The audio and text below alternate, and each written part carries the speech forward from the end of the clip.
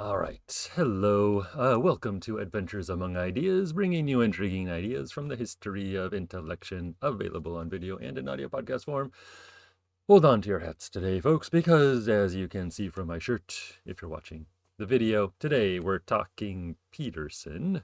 Actually, I'm going to say a little bit about a book I was a contributor to called Jordan Peterson: Critical Responses.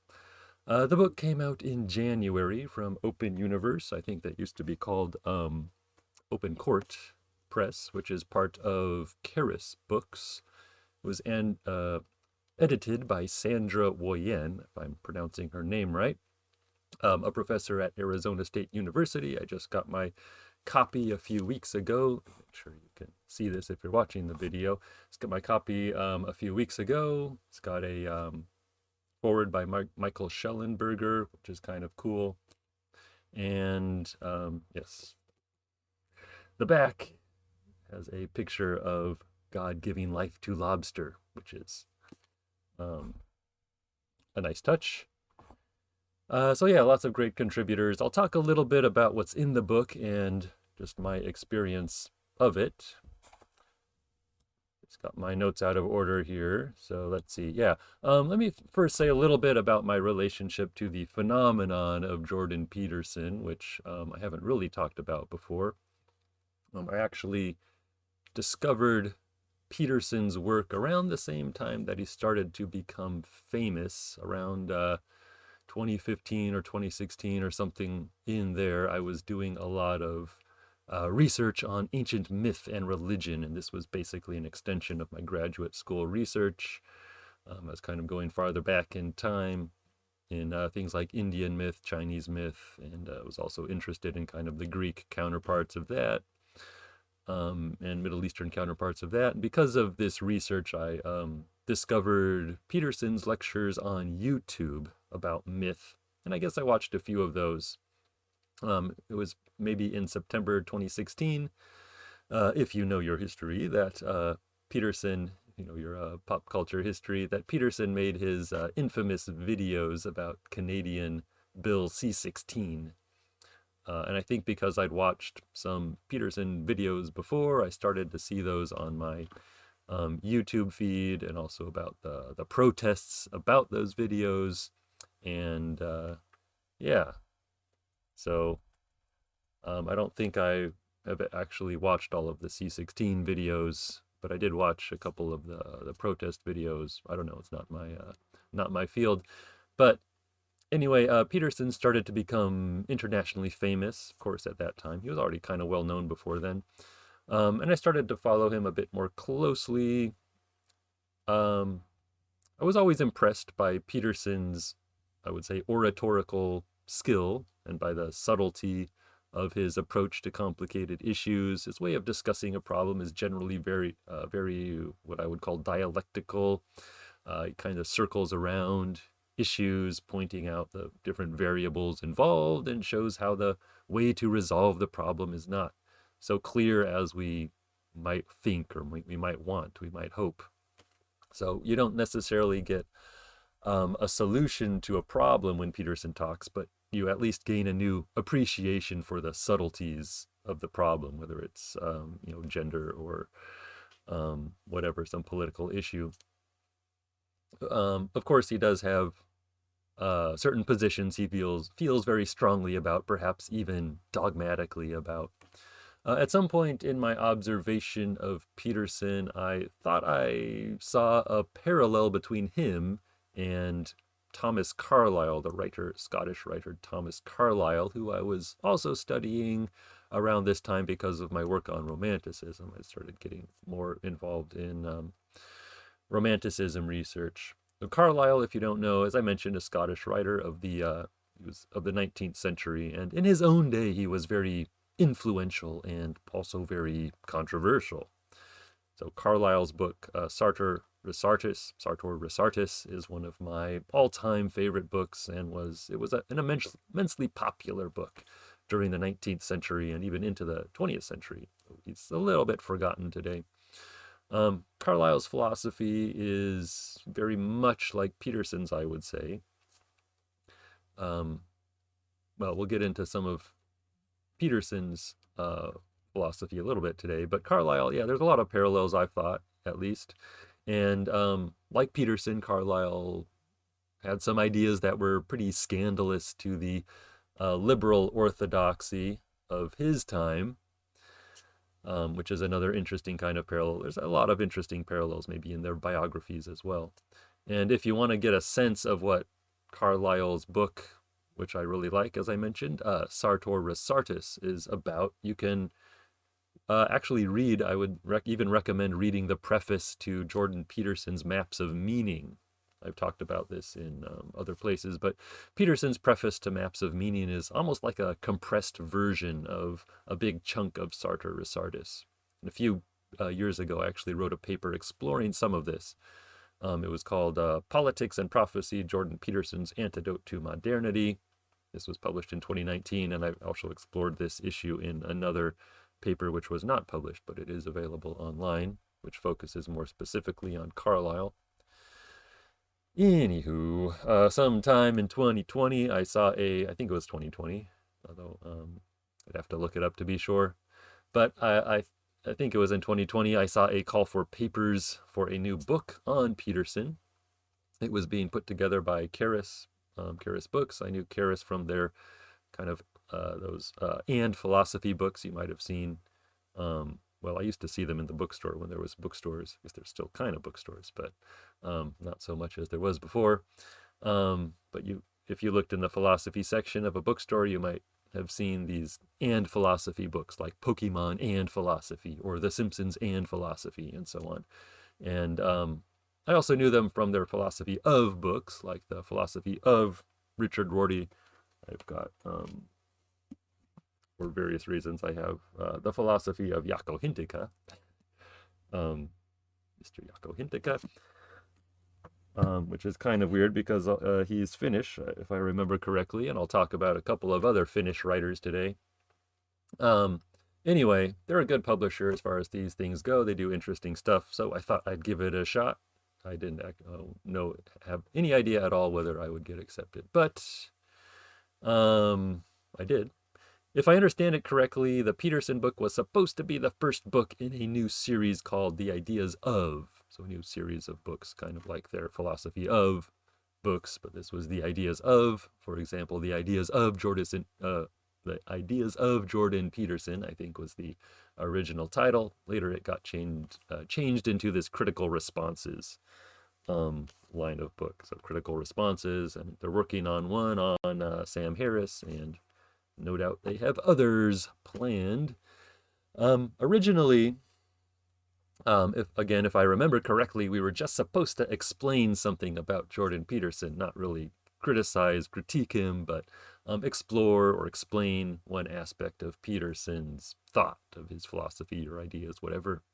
My own chapter was written with this in mind. Other chapters took a more critical approach, and the book shifted into its present form, which contains different kinds of approaches. It's kind of a mix of different things. Some authors put Peterson's ideas or his utterances, like his speech, through critical analysis, looking for weak spots, maybe.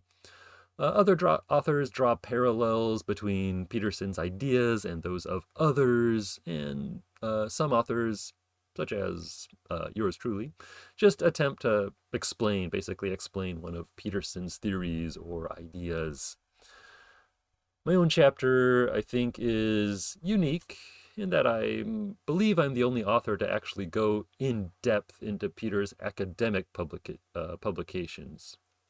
And actually, my chapter just goes into a small subset of these publications. Peterson's theoretical writings on behavior, which is what I focus on, can be quite dense, so I mainly tried to put his ideas into a more accessible form. This was an interesting experiment and experience for me, since I kind of try to do that normally, but I haven't really had to go through the process of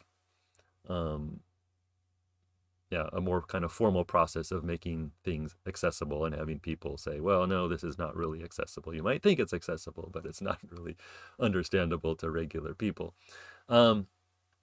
Anyway, this Jordan Peterson's theories of behavior are not, I think, familiar to a lot of people. So I think, I was trying to make these maybe a little more accessible, mainly more digestible to people. After Peterson wrote his main major book, Maps of Meaning, he continued, which a lot of people know, although I don't, probably not a lot of people have read carefully because it's huge and can be difficult to read. But after Peterson published Maps of Meaning, he continued to refine his ideas about meaning and behavior, and a number of interesting articles came out of that, which I explore in my chapter, at least briefly. Most of the other chapters focus on Peterson's videos, on stuff that got released through YouTube, though there are discussions of his books also, Maps of Meaning, 12 Rules for Life, and Beyond Order. Uh, I think this is fine. It's perfectly reasonable since Peterson is known more for his public talks and his popular books like 12 Rules for Life. He's known more for those things than for his technical and theoretical writing. But of course, the scholar in me wanted to see more engagement with his written works. Despite all that's been written about Peterson, I may be one of the only people to actually focus on his academic writing. And within his academic writing, I should say, I've really just explored the third or so, which is about the theory of human behavior or action. I don't remember. I kind of was thinking in terms of philosophy of action when I wrote my chapter. I don't remember if much of that, only a little bit, I think, of that made it into the final chapter. Um, there's also a lot of Peterson also has a lot of articles about things like alcoholism and personality, which I don't know very well, and that's not really in my chapter. Anyway, about the book here, Jordan Peterson Critical Responses. It's not the first book about Peterson, but I think it's still an important book because it captures a really wide range of topics and includes authors who have pretty diverse viewpoints on Peterson. It's not all from one perspective. It's not all negative. It's not all positive. Some authors are basically critical of Peterson. Some are more neutral. Some are supportive. Yeah, it's not just a bunch of people dunking on Peterson. It's not a bunch of kind of blind flattery. You get a pretty well-rounded picture of Peterson as an intellectual. So I think the book has a lot of virtues just because of that. You get so many different perspectives. There's definitely different themes in the book. Some authors focus on culture war issues, like Peterson's comments on gender and on what he calls postmodern neo-Marxism. I'll talk about that a little bit. Some authors focus on Peterson's interpretations of stories or his understanding of religion. Some authors focus on his view of truth and science, or on his relation to ancient philosophy like Stoicism. There's even a chapter on music, which is kind of cool. I can't talk about all of this on this episode, of course, so I'll just mention a few points or a few themes that stood out to me just because of my own interests. Like I said, some authors are more critical of Peterson than others. Some of the criticisms are fair, I think. A lot of them are fair. Some maybe less so. A few authors have criticized Peterson's understanding of postmodernism and Marxism.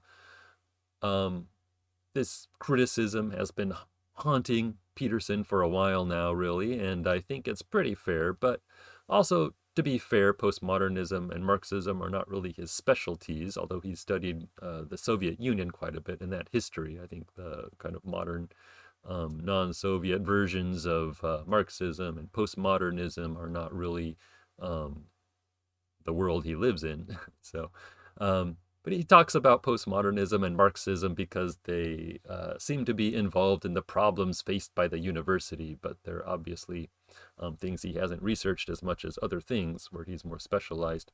So I found David Gordon and Ying Tong's chapter about Marxism especially valuable. Their chapter is called What Jordan Peterson Should Have Said About Marxism. So what Jordan Peterson should have said about Marxism. And this chapter gives a good, succinct overview of differences within the Marxist tradition. So it's enlightening to read just for that purpose. Another chapter on postmodernism by the Finnish philosopher Panuratikainen is also useful. I'm not sure if I'm pronouncing this name right. I have no idea really about Finnish names. So I'm just trying to do my best here. But Ratikainen, uh, hopefully that's kind of close, is highly critical of Peterson. And again, I think many of his criticisms are fair.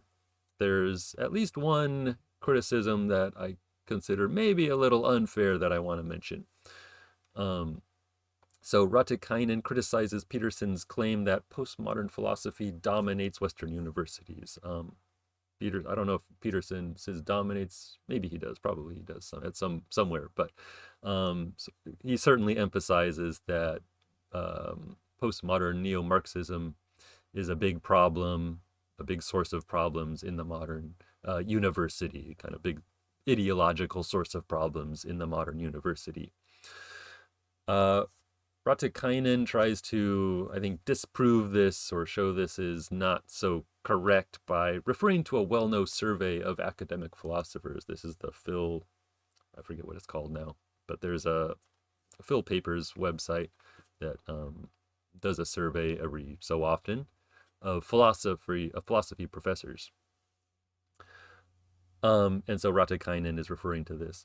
Now, I don't know how it is in Europe, but in North America, I would say the last place you would look for postmodernism or for Marxism in philosophy is in actual philosophy departments.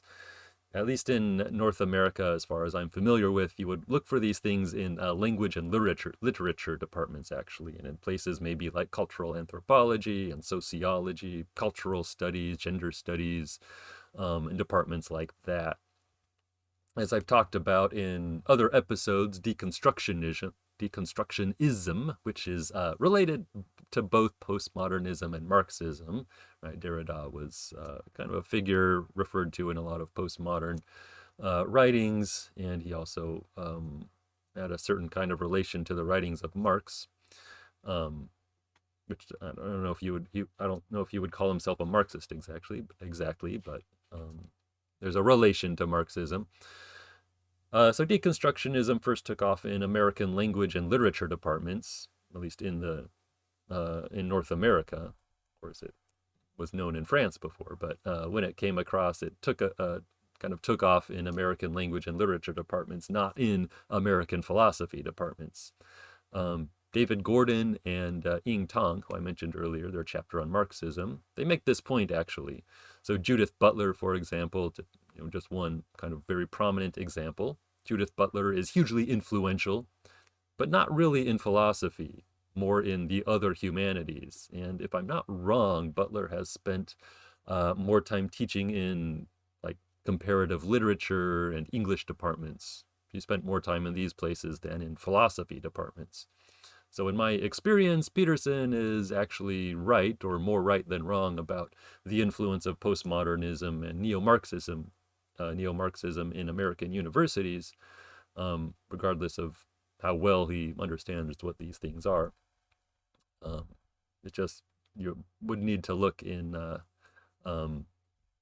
not in philosophy, which tends to be a little bit conservative or something. I'm not sure exactly how I would describe philosophy departments, but they're, at least in my experience of kind of major universities, they're not the places where you would go looking for people like Derrida. Moving on, though, I'll briefly mention a topic I talked about last week, which is interpretation, one of my recently favorite topics. As I mentioned in that episode, I mentioned this book already in that episode a little bit, and I mentioned David Ramsay Steele's chapter, which is quite good, but I think Steele, as I mentioned before, does not recognize that there are different forms of interpretation that actually have different goals. And I'm not sure Peterson recognizes this either, at least explicitly.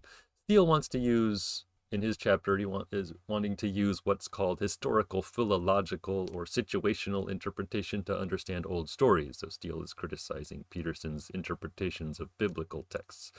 And Steele is using this more traditional historical philological, well, not more traditional, but maybe more academic style of historical philological or situational interpretation to understand these biblical texts.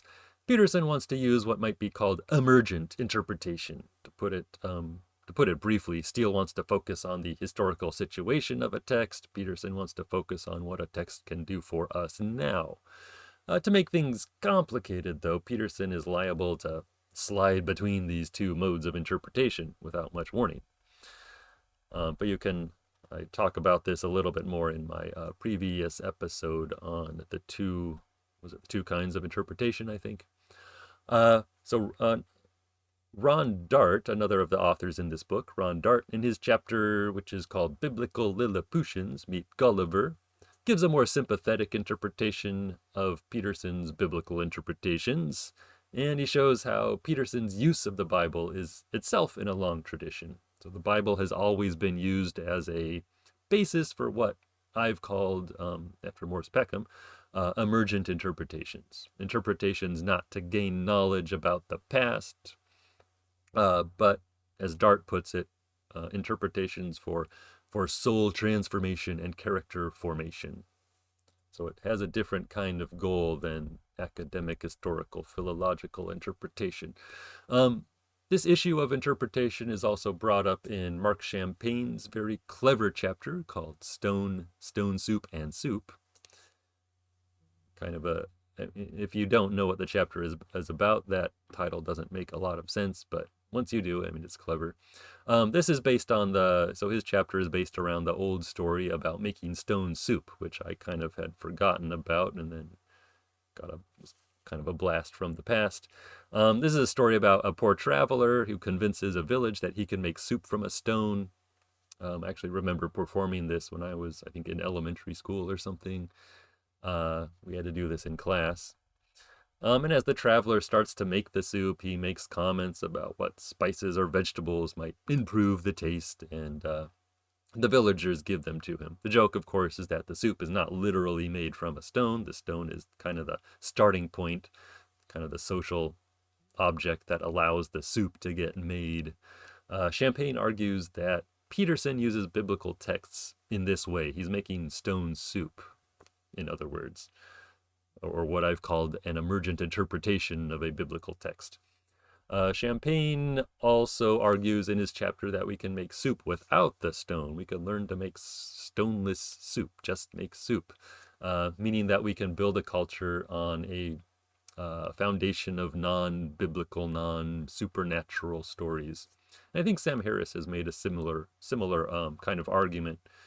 Peterson probably would disagree with this, and I'm not sure if I know what to think about that yet. It's a tricky problem, right?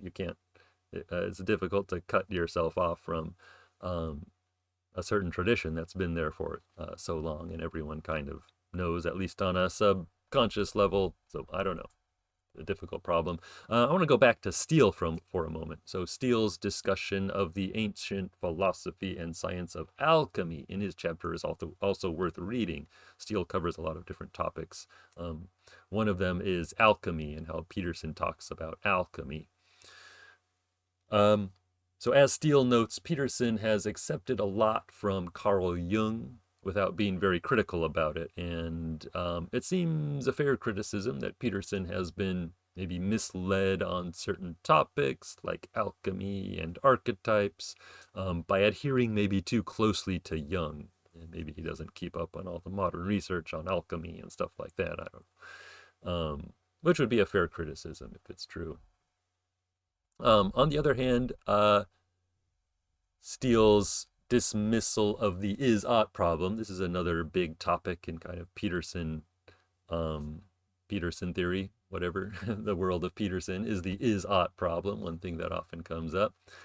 And I think Steele's dismissal of this problem is too simplistic, I would say. Is a problem that Sam Harris also talks a lot about. I think to understand Peterson's concern here when he's talking about the is-ought problem, we need to forget about Hume. That might sound a little bit harsh to say about Hume, but I think we can forget about Hume when we're talking about the modern kind of is-ought problem. Of course, David Hume, famously wrote about the is-ought problem, and you can't figure out what we should do based on what actually is. You can't, from a description of what is, you can't get to what, or at least it's a problem about how to get to what ought to be or what we ought to do. I would just say leave this part of Hume to academic philosophers. I don't think we need to argue about over what Hume meant when we're talking about this particular problem. Because the real problem, I think, in the is-ought problem is the one that the philosopher of science, Mark Guerin, raises in his chapter in the book. So he has a chapter called We're Science. We're all about coulda, not shoulda. And I think he gets more at the heart of the kind of modern is-ought problem. So the problem, as Guerin points out, is the relation between science and the scientific worldview on the one hand, and the world of practical action, like political action, social action, on the other. Science and the engineering fields tell us a lot about what is, about how the world works, about what we can do, right, about what we can do. But what should we actually practically do with this information? I think this is a very real problem. So we can build a new kind of virus, or we can build a new kind of bomb, or we can build a new super addictive social media app. But should we?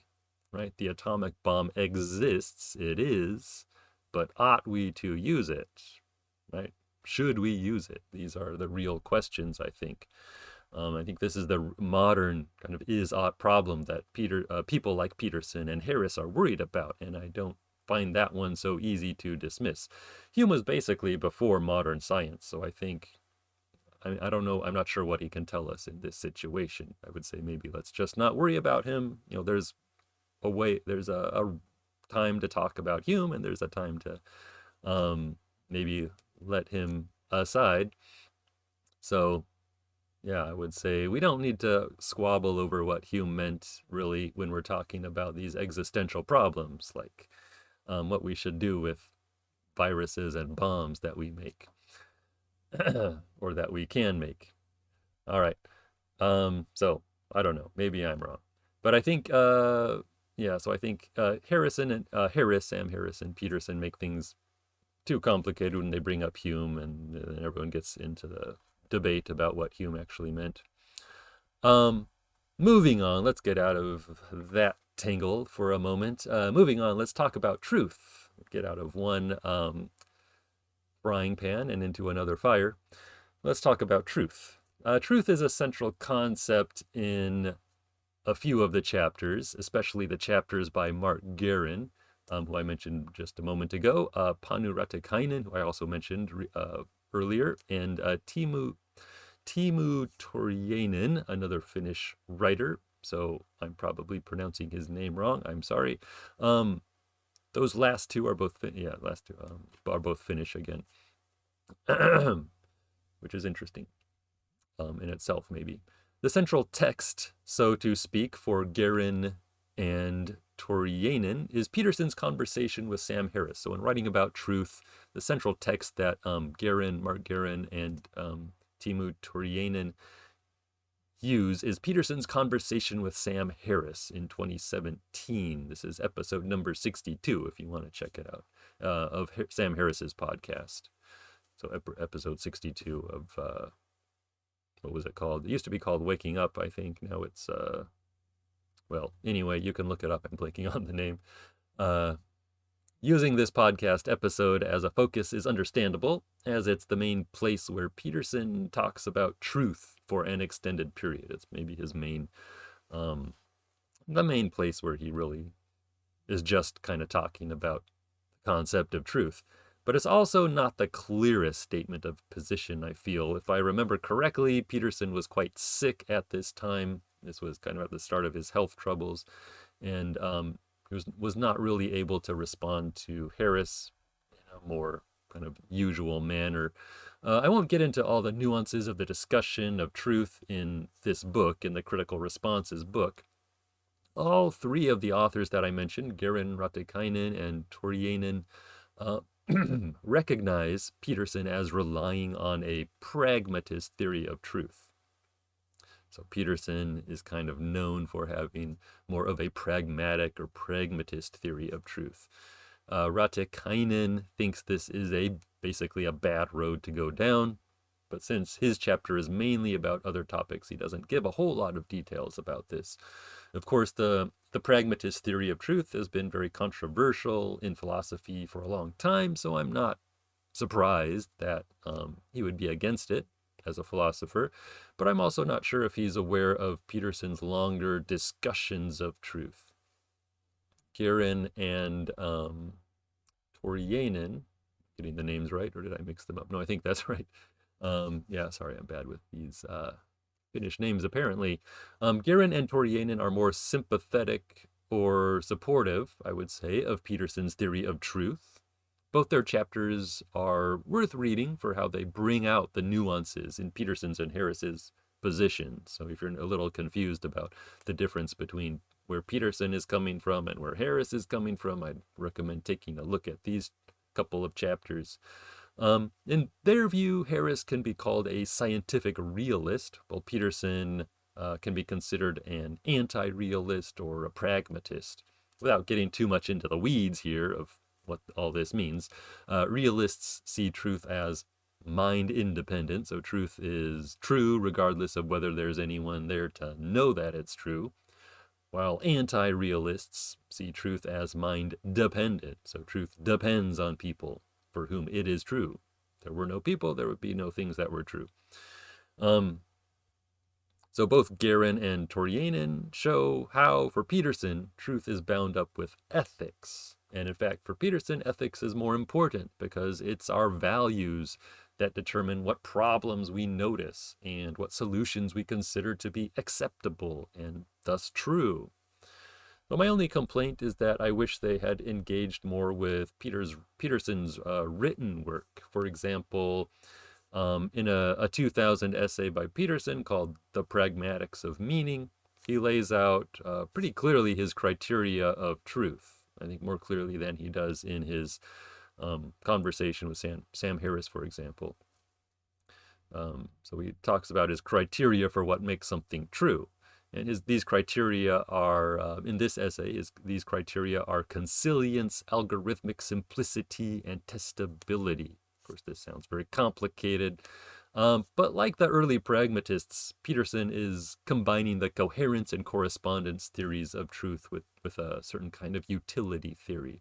So he's as kind of, we might say it's an eclectic theory of truth, but it's drawing together different things that we believe make something true. So when Peterson is talking about consilience, this was one of his criteria, consilience, and he's taking the term from E.O. Wilson, if I remember correctly. But when Peterson talks about consilience, he means that our ideas have to be internally consistent on as many levels as possible. So a true explanation of some aspect of human behavior would have to fit together across, let's say, physico-chemical domains, biological domains, psychological domains, and sociological domains in a consistent way, or levels, whatever. So it has to fit across all these levels and fit together in a kind of coherent way. And when Peterson talks about algorithmic simplicity, this was one of his other criteria, he means that a good explanation is simplifying. It's easier to remember. It's easier to use. It works better. It's more efficient than other explanations. So we're talking about, I would call this a utility principle here. So if one explanation is both consistent across many levels or many domains, so it's consilient, and if it's easier to use than another, has this algorithmic simplicity, we can say that it's truer.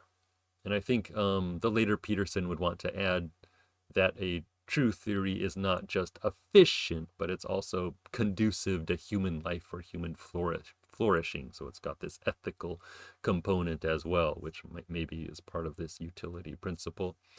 But then there's also testability. A theory needs to be verifiable through observation. So the data of our observation should fit with our theory. So this is more the correspondence theory of truth, if you know your theories of truth. And very much like William James, I would say Peterson combines various theories of truth to get something hopefully stronger than any one of them on their own.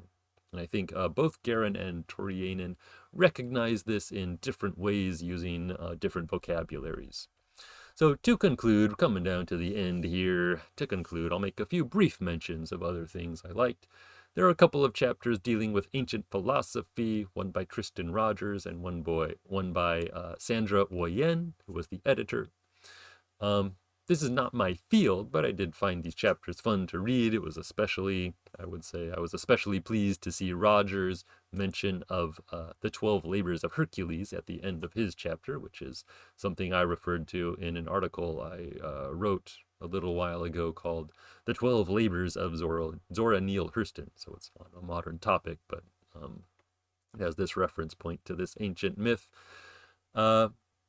And Peterson, even, I would say, is a kind of Hurstonian personality. Zora Neale Hurston, of course, or vice versa, which is why I've been drawn to him, I think. I'm drawn to these figures that are, well, also Carlylean, kind of these Thomas Carlyle figures, Zora Neale Hurston, the kind of strong individualist figures, these figures who find meaning in life not by seeking after happiness, but by taking on these big, complex, difficult projects. I like these people like that, which maybe I am like in some ways.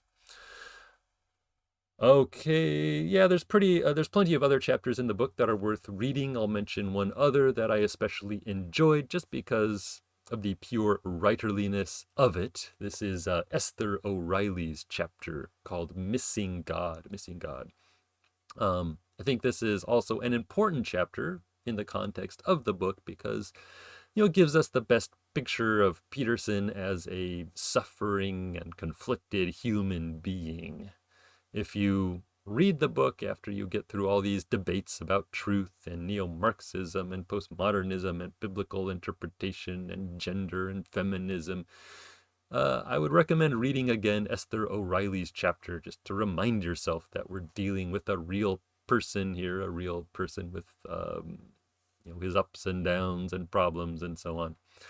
All right, but that's all I have for today. Hopefully my voice is coming through okay. It's a first week of the semester, always messes up my voice a little bit. So anyway, hopefully it wasn't too rough, but thanks for listening and have a good one.